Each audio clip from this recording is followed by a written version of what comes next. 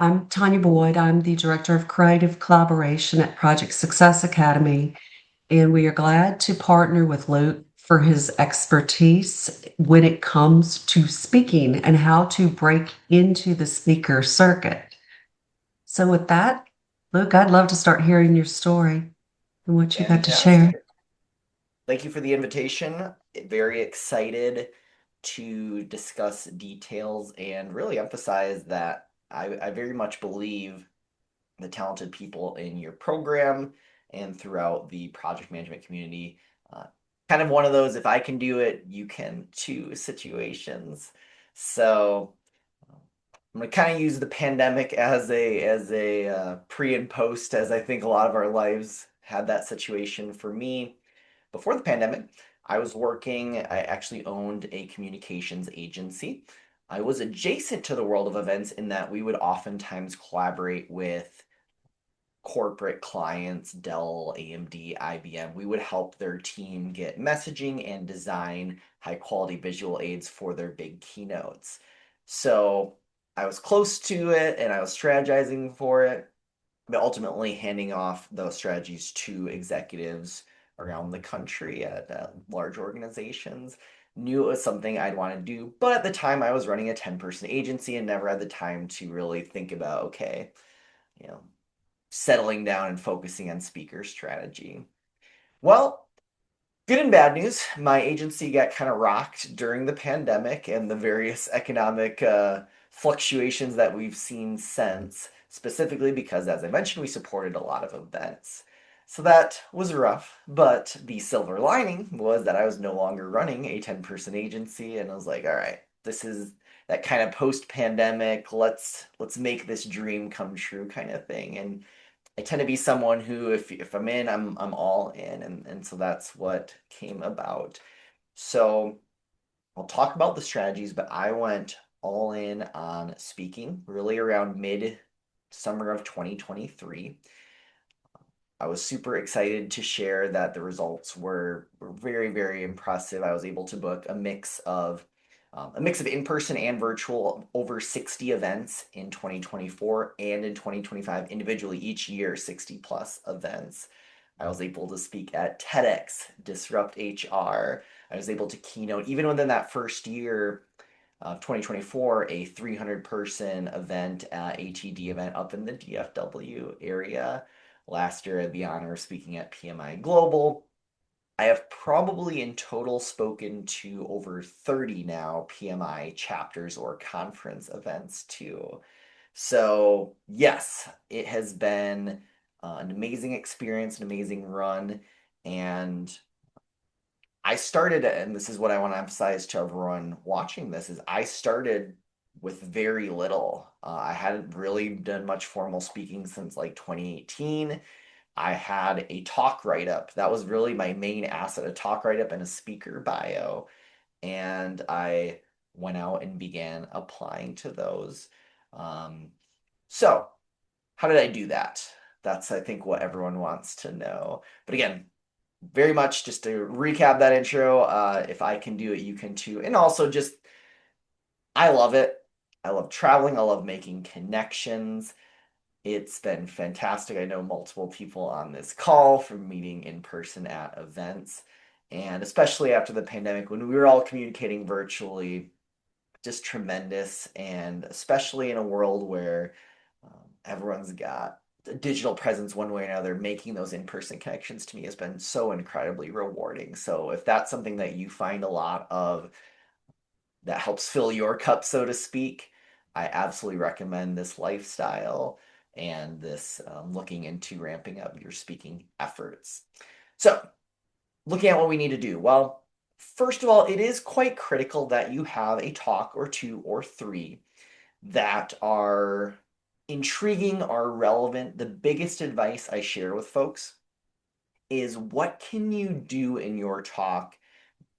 The biggest value is in the talk title, in my opinion. And the description is important, but people will look at that title. What can you do to make this feel like this is a talk I need to hear in X year, as in 2026?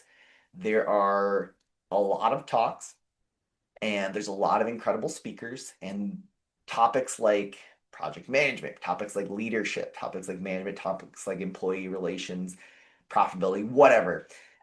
It has been given thousands and tens of thousands and millions of times over the course of the last century because those topics continue to be as relevant today as they were in 1973. So, it is important. It doesn't mean that your core of your talk can't be these timeless principles. It absolutely can, but finding an angle that makes it relevant and makes an event planner think, wow, this is something my audience needs to hear in this year's upcoming conference. That matters a lot. For me, I was talking about my very first talk that I booked the first 50 to 100 events around was unlocking Gen Z potential. And so that was very timely because it was a play on a classic talk, which is looking at generational profiles, but with a new generation that most people hadn't heard about yet in a deep dive way, which was Gen Z, the generation 30 and under right now, born from 1997 to 2012. And so I think that was a big reason why I was able to get a lot of success early, as this was something they wanted to hear, but at the same time, a talk that they hadn't gotten that type of deep dive in before. Another piece of advice, it's important to brag about yourself. The speaker bio, I would probably go A and A, 1A and 1B. I would say like the talk title and the speaker bio. The speaker bio is absolutely more important than the talk description, in my opinion.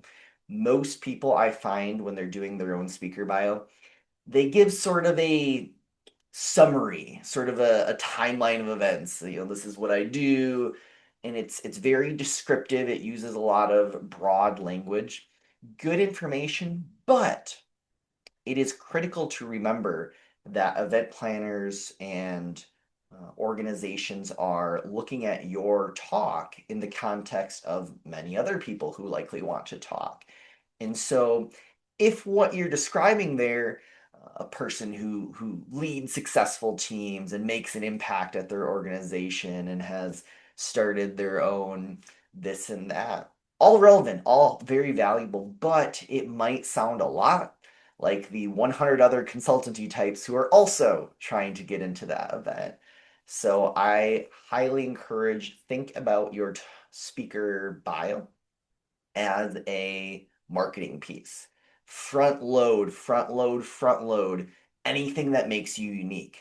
Awards that you've won, specific organizations that people will recognize that you've either worked for or that you've collaborated with. Any type of professional accomplishments. People like numbers, people like specifics. 71% increase in project success and completion rates. Things like that bring more credibility. But absolutely, obviously, any authorships or other types of content that you've helped create. All that needs to be front loaded either in paragraph one, absolutely in paragraph two. And I find a lot of times people do this flowery language, paragraph one, two, three, and then maybe by paragraph four, they're like, and I've done all these amazing things. Like, let's get that up there. And by the way, probably keep it to like two or max three paragraphs anyway. Anything more than that becomes a little bit more than what event planners want. Those, if you are looking to speak and you're looking to get started, those can be all you really fundamentally need. A talk write-up, a headshot, and a speaker bio. They'll ask you for other little pieces of information. That's what I started with. And I know a lot of times when we're starting our speaking journeys or we're earlier on or we're trying to ramp up, we can see professional speakers and they've got incredible talk write-ups and they've got books and they've got programs and workshops. They've got robust, high-quality speaker reels. And those are all incredible assets to have. But it's also somewhat impossible to just have them. You have to start speaking to start building those elements. So I recommend you can absolutely start booking significant amount of gigs. I did it without having those assets, and then just make sure you're getting the photos and videos and content from your talks to start building them, and then you'll create version 2.0, 3.0, 4.0, etc. It's an ongoing journey. Now, Tanya, I'll be curious, and Professor Kevin too. Like, I think one of the things I see most commonly is we have these extremely talented professionals who they get accepted for the first time or the second or third time, but they're speaking at this one conference. Let's call it the PMI Houston, where Tanya and I collaborated last year. And so many people, they get all prepared, they put all this effort in, they make a talk. Usually it's a good talk.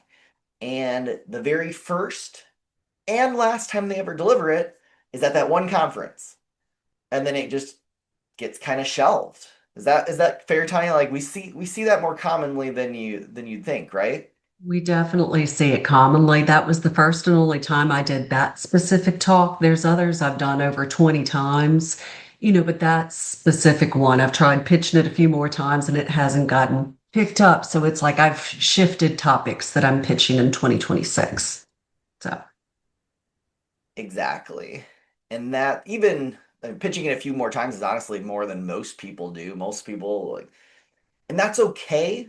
But if you're looking to ramp up speaking, like there anything that you share that you've put a lot of effort into that has been well received, which I know your talk was, I was there are opportunities. There are so many audiences out there just looking at PMI alone, let alone the vast universe of business events and conferences who would likely want to hear about that, but most people simply don't share it. And so to me, that's a bit of a tragedy. One, because it's just some high quality information you have to share that people want to hear. And two, we get way better the second time, the third time, the fourth time we deliver these things. Every time it gets slightly better, you have a little bit more insight as to how people are going to react. And therefore, you can just make the talk even higher quality and bring even more value to people who are listening to it. So, Hey, Luke. setting the stage there. Oh, did you have? Yeah, Yeah, please. can I interrupt for a second? Please. So I've been a speaker coordinator for 15 years, all five Southern California chapters and many others. I've spoken a lot. And one thing that I found, if someone's interested in speaking and they really haven't done it, if they volunteer for a certain organization, to be the host of the different meetings that they have. Like I'm the host for all the monthly virtual events. So that way you can get a little bit of information, get your face out there a little bit, and then, like you said, determine, what topics are important or are relevant at that particular time. And I personally think there are three things that make a good speaker and a good instructor. First of all, you have to know the material. If you don't know it, you're going to be laughed off the stage. You have to be passionate about it. And third, and most importantly, you have to be a recovering introvert like me. Mm, very good. Yeah, thank you for sharing. I have. I underline all of that, and I would just add that throw that credential. Let's say you're doing a board volunteer, throw it back in your speaker bio because that's another thing that will get people's attention and help you have a lot of credibility within those I can communities. say that was one area I got started was serving on the PMI Baton Rouge board for years and helping to coordinate speakers, gave me access to the speakers, to talk to the speakers, to build relationships with them, to understand what they were doing, how to compile the information. And then the journey just evolved. I was like, maybe I want to do some of this too. I've got a lot to say and a very unique spin on a lot of things. So I Exactly. love how Kevin brought that up. Thank you, Kevin. And that leads pretty perfectly into the how part of what I want to share. And we're going to stay right where we're at, which is talking about professional organizations. We've referenced PMI multiple times on this talk, and that's a great place to start. I just want to emphasize there is a professional org for practically any industry and practically any role and practically any niche.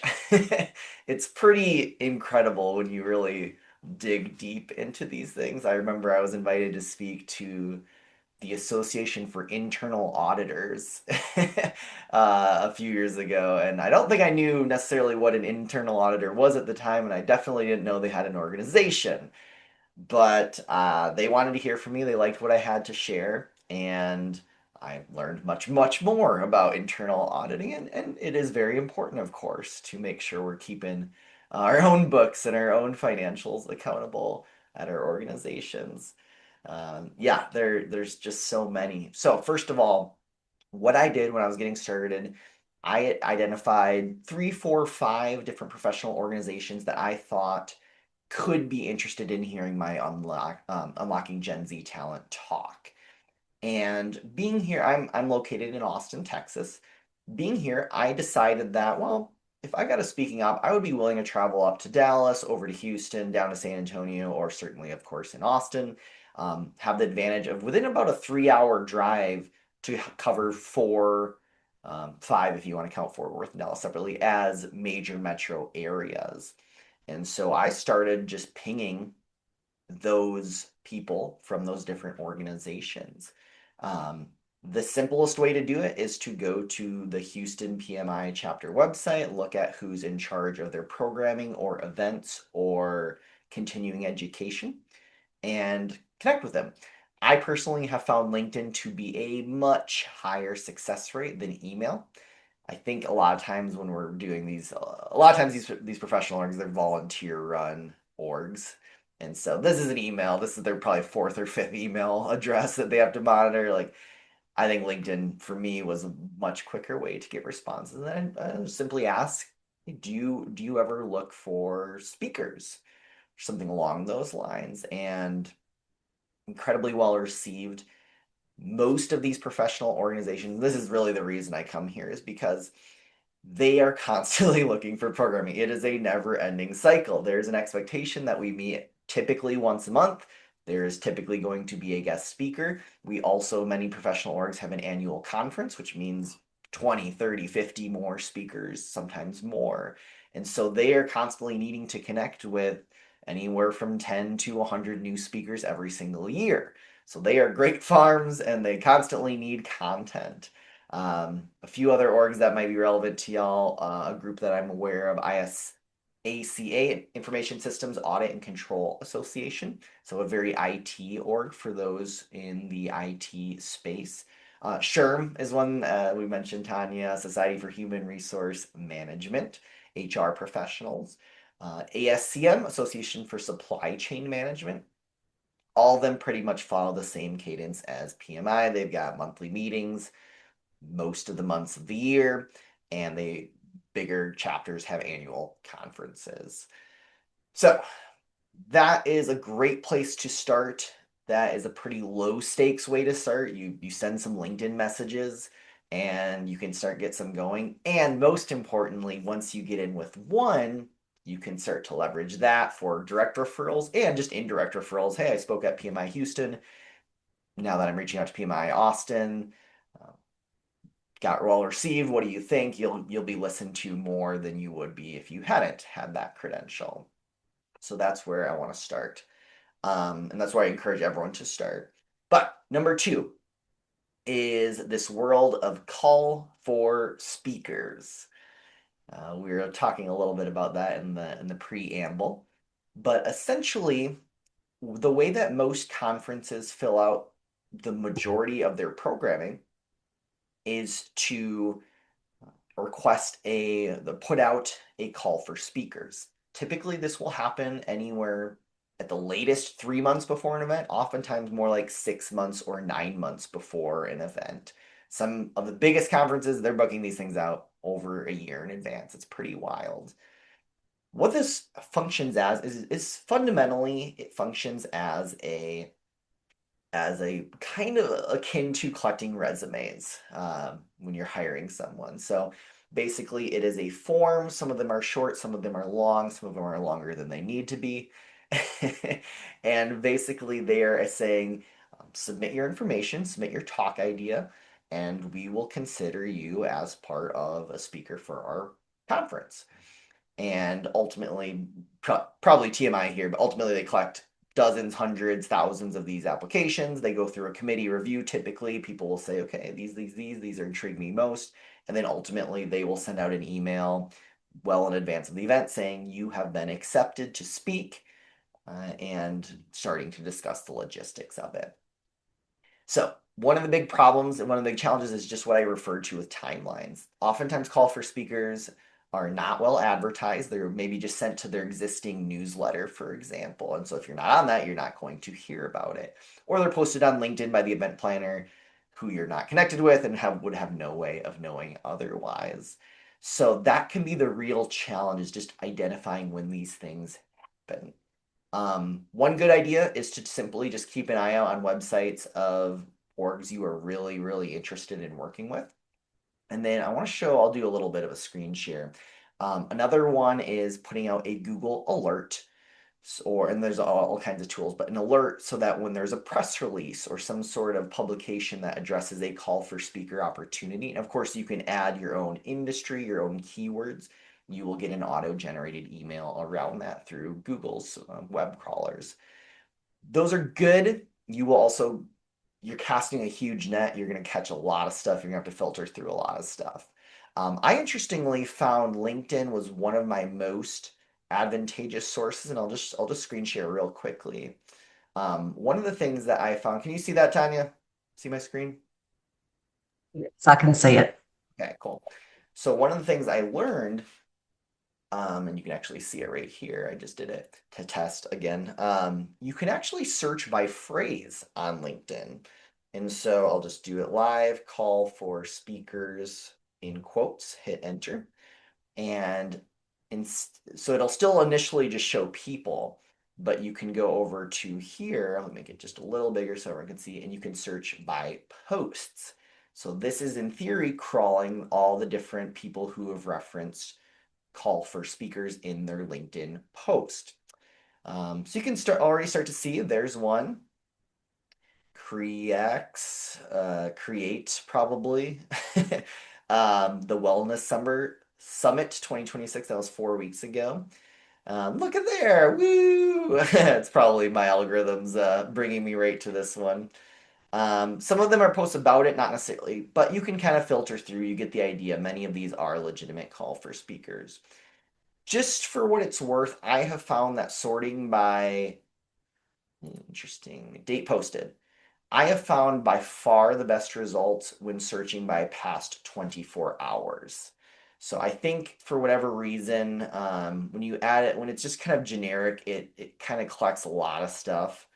But now you can start to see another mix. Most of them, if you just click through, it looks like not on this one, but many of them will have the link available. Some of them are just musing about call for speakers. So again, you got to filter through. There's a link in the graphic. I'm not sure if they actually put it. Yeah, there we go. The Minority Christian Women Entrepreneur Network. This is a good example, though, of the challenge here. I'm sure it's a great group. I'm sure it's a great event. It is also decent chance that that's not what you are looking for today for your speaking. So this is where the world of call for speakers gets challenging, is that even by casting those nets, there is a lot out there. And even if you're speaking on a broad topic like management or leadership or employee relations, like even that, it can still be a lot of things with geography, with timing, and with just finding the right events themselves.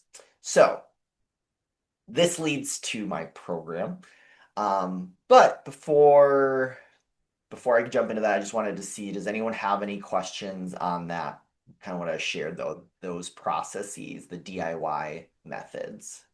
That was amazing. It makes so much sense too. And I still know even the manual mode, how much time it Yeah. goes into doing that.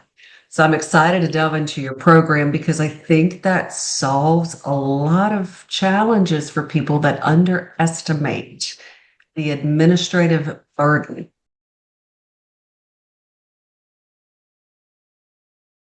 When I started this process in 2023, and 2024, and I did it pretty much DIY'd it all through 2024. So I very much have been through this experience here. I was doing at least an hour almost every day. And even at that amount of time commitment, which is impractical for most people, I was at best probably getting any like 5-ish applications out every single week at best. So more or less getting one out every single day for that hour I And spent. even just the challenge, depending upon boards and organizations, people forget that the board changes, their website might not be updated, their email addresses might not be updated.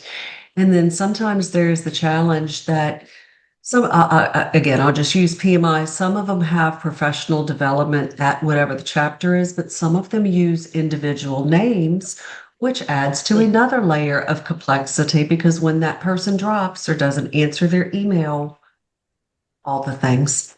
So, So I'm going to interject for just a second. The way that I avoid all that is I determine their PMI chapter email. So president@pmicie.org. So regardless if it changes, you still have an email, you send it to that chapter. And by the way, all the speakers that I get, that's one thing I do. I introduce them to all of the other chapters that I'm a part of, and all 5 in Southern California. So Luke, we'll have to talk after this, my Yeah, friend. seriously. Well, that's a tremendous resource. But most people aren't connected to more than one chapter. So yeah, Professor Kevin's the person to find if you can.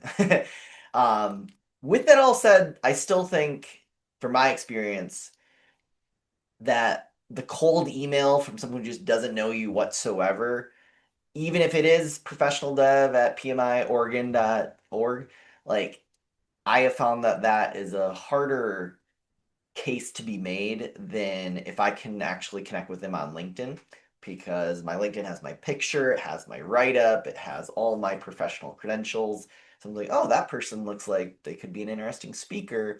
With an email, it is just an email. It's hard to convey that in the same way, but there's no reason you can't do both as well and have them work hand in hand. Cool. Did we have any other questions on the DIY process or comments? Okay. Cool. So the good news is there's nothing that's going to blow y'all's minds as we get into the program, because it is literally a systemization of what I just shared. So it works very much a version of that. And the reality is I built this program out of necessity. I mentioned I manually did this all throughout 2/3, 3/4 of 2024. It was working extremely well for me, but I ran out of time because it worked so well that September, October, even into November 2024, I was ping-ponging all over the country, speaking at different events, and I no longer had time to do this research. I no longer had time to do these applications, and it fell off a cliff, which impacted me 3 to 6 months down the road for the next round of events. So I realized at that point, I do need to formalize this process.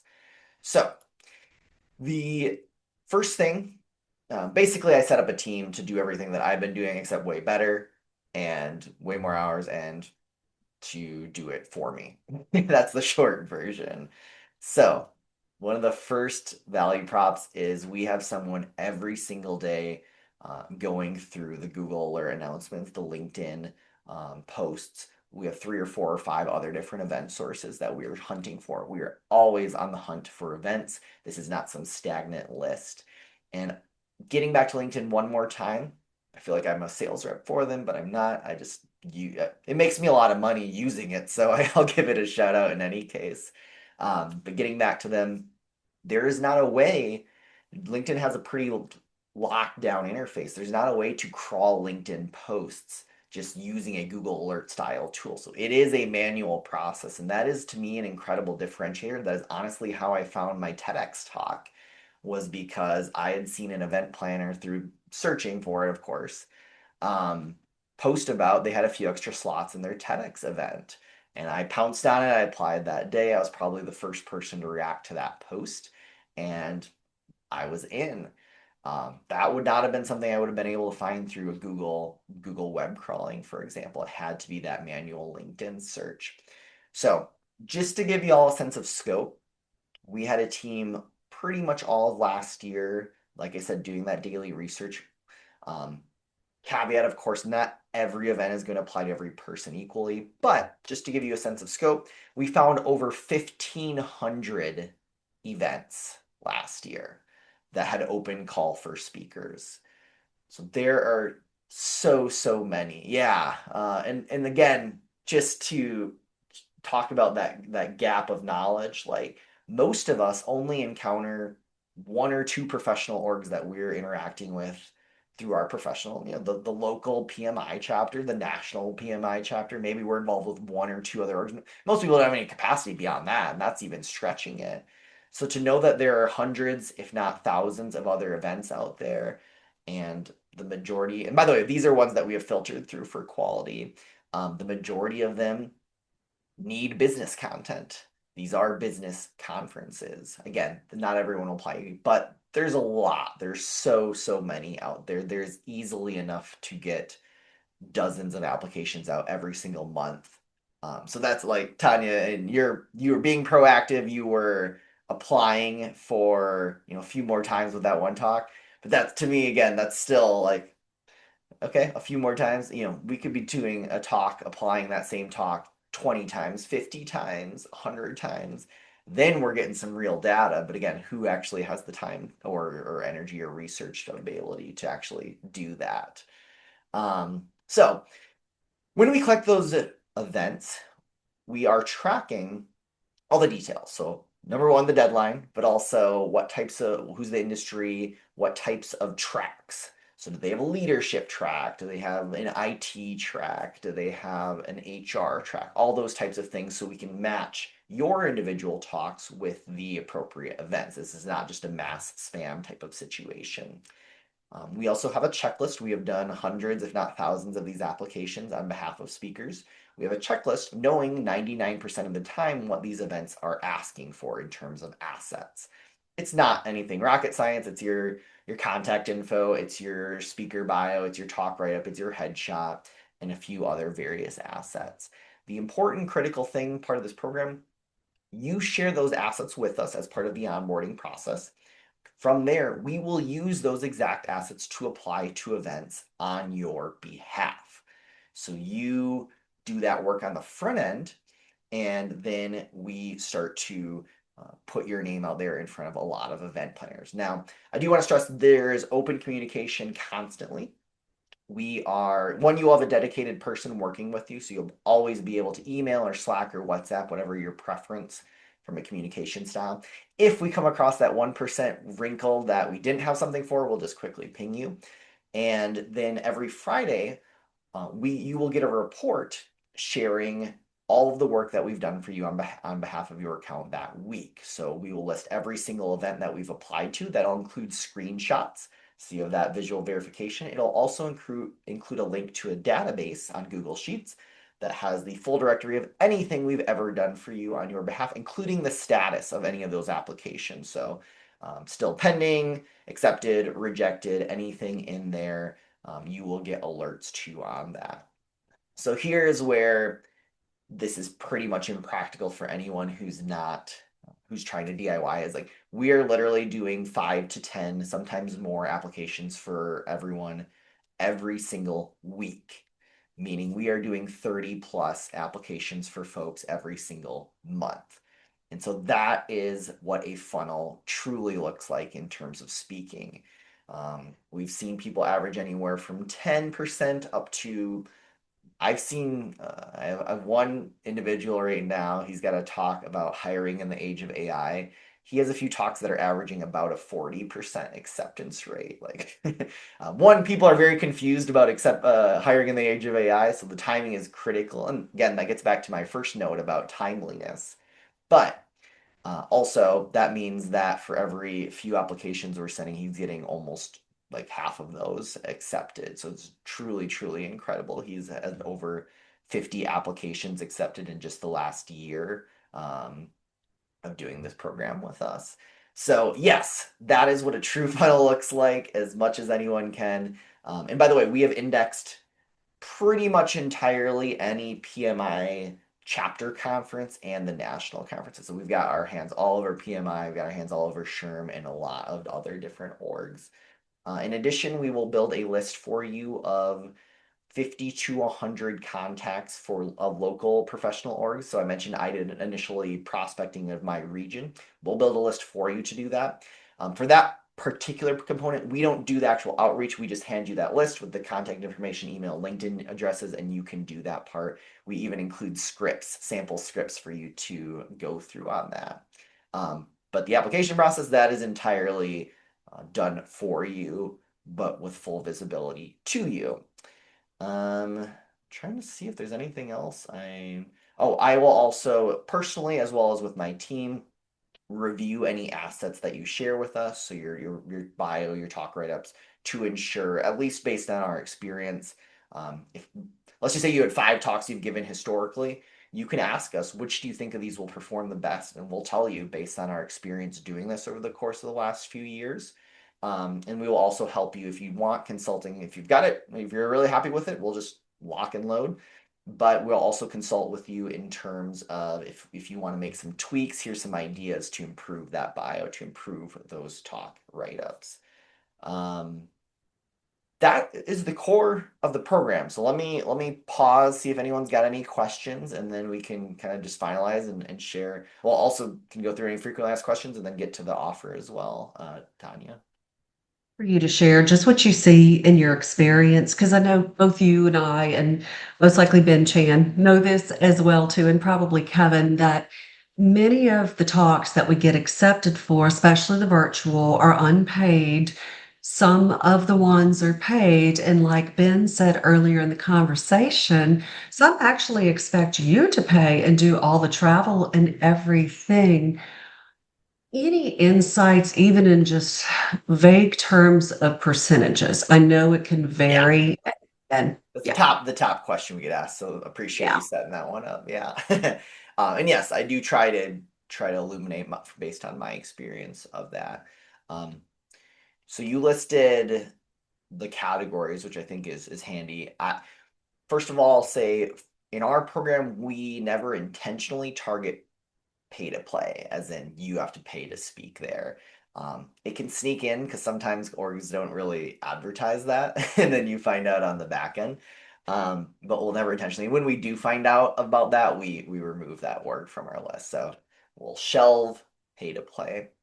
But then you have paid, then you have no pay but expenses, and then you have no pay and no expenses reimbursement, as in you have to do all this on your own. In general, what I see is for paid 20, let's call it 25% ish of organizations will offer you some type of at least honorarium compensation for your time in addition to expenses. Another 30 to 40% will offer expenses paid. Nothing more, but you do, in addition to expenses paid, you do almost always get registration for the event itself taken care of, which for a PMI Global is $3,000 in savings.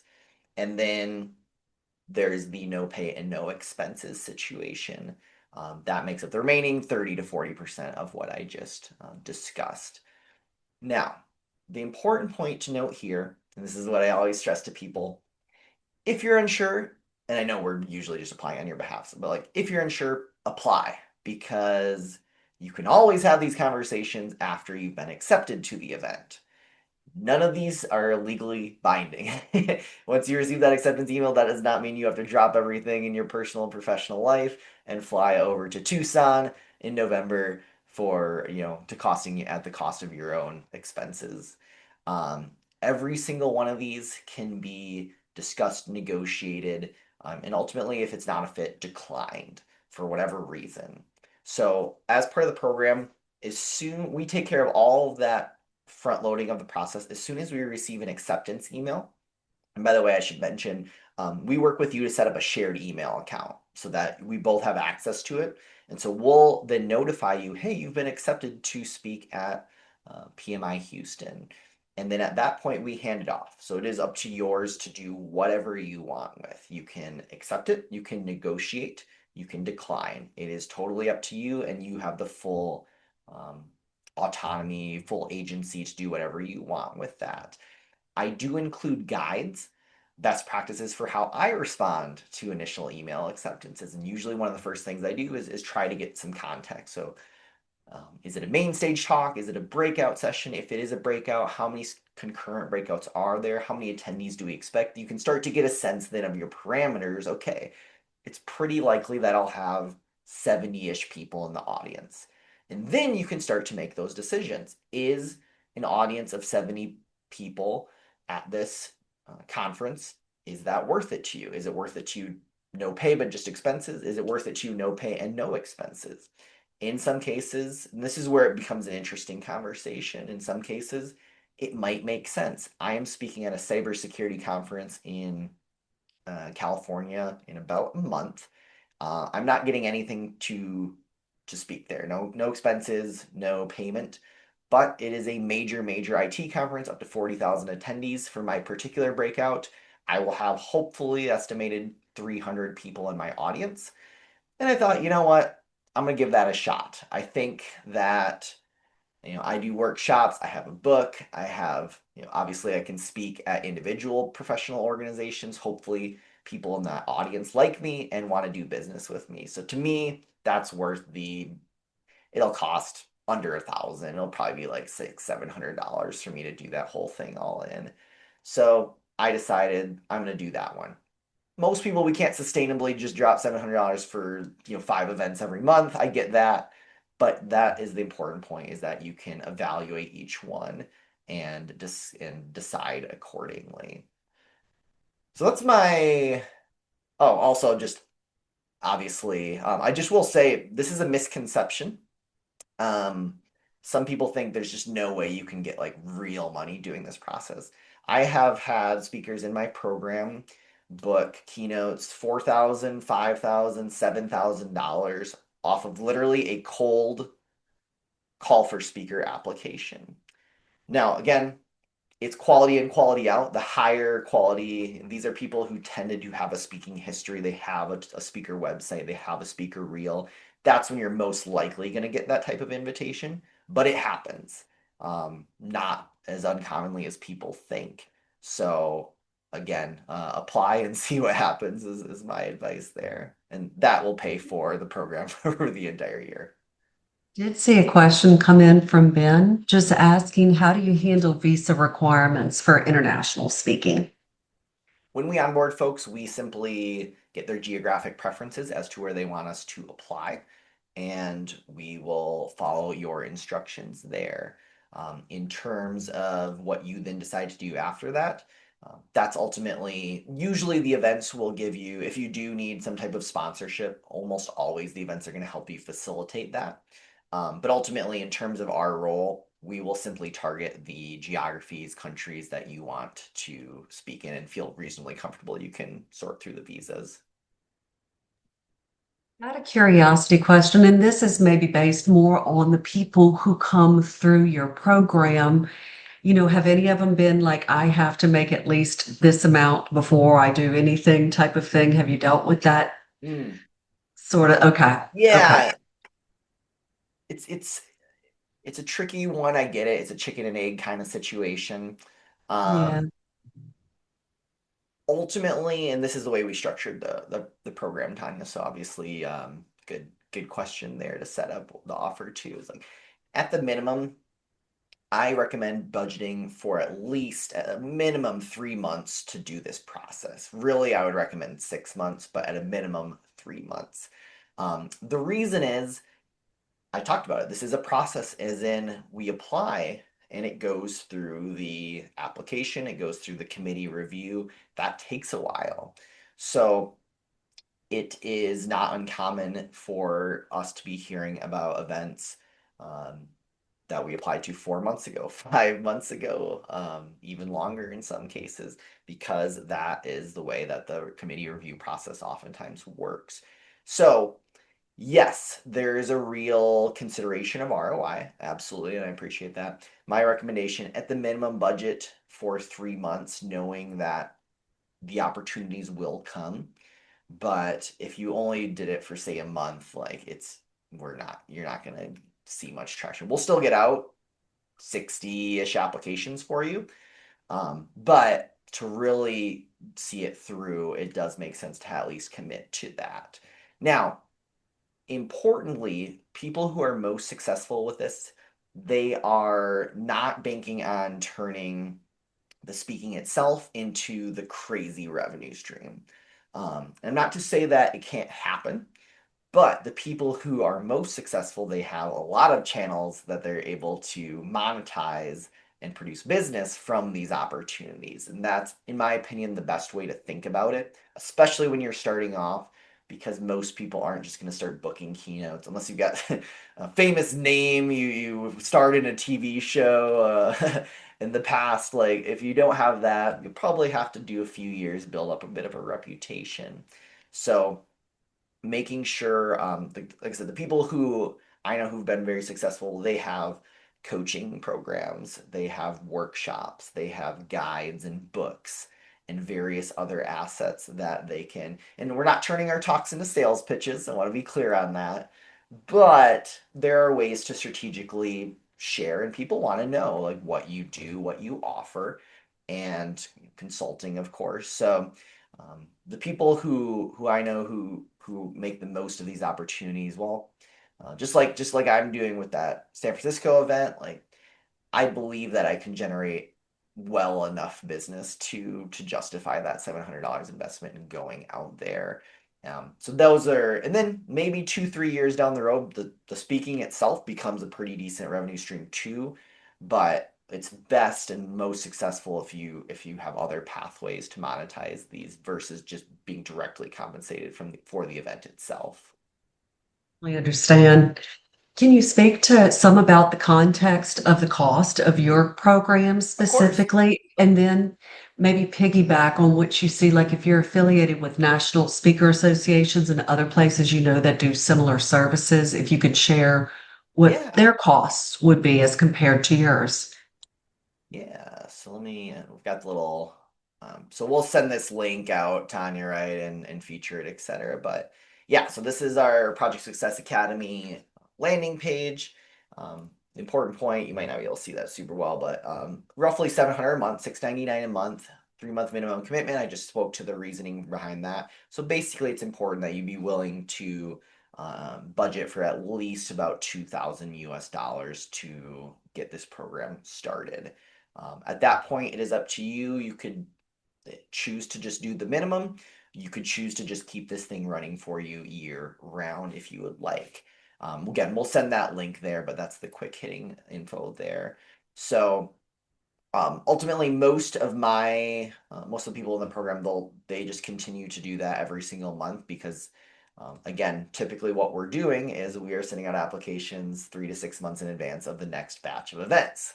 So if you choose to stop, well, then you're not going to have opportunities in 3 to 6 months, which is why I created the program in the first place. I am the very first client for this because I built it for myself. And then it was really an accidental side hustle thing. Like I had people asking me because they had been seeing me speak on LinkedIn. They were asking me how I'm doing it. I'm like, well, I have a team now that does this for me. So if you want to get in on it, like there's no reason we can't get you involved. And it's been really rewarding to help other people. The gentleman I talked about earlier, who we've gotten over 50 gigs for, he was speaking 4 or 5 times a year before that. And now he's speaking, if he wanted to, he's judicious, obviously, about his time, but like he could probably be speaking 4 to 5 times a month now. That's how in demand his talk has become and how much of a funnel we've helped him build. I think it's a great investment. I mean, I know sometimes when we look at things too, when we have to gauge ourselves, like if we're working full time, there may not be the opportunity where we say, okay, I'm going to invest $700 in myself at this point because I've got all these hours and can't travel this amount. But honestly, even knowing a little bit about marketing costs, both in the book industry and publishing, the amount of time and sanity that you are saving people with this program, because I had an experience, and this is with an author friend. I'm sending this video to him. I told him about it before. But in 2024, when I first met you, because I think I met you because I was talking for Coastal Bend, you were doing a virtual for Coastal Bend. I was helping to have to build the collateral to pitch him for speaking engagements.